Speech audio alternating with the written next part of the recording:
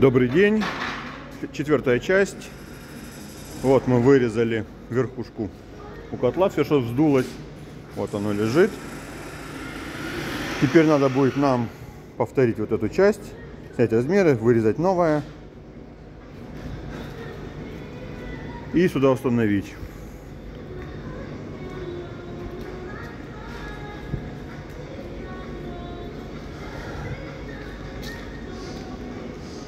Думаю, все у нас хорошо получится.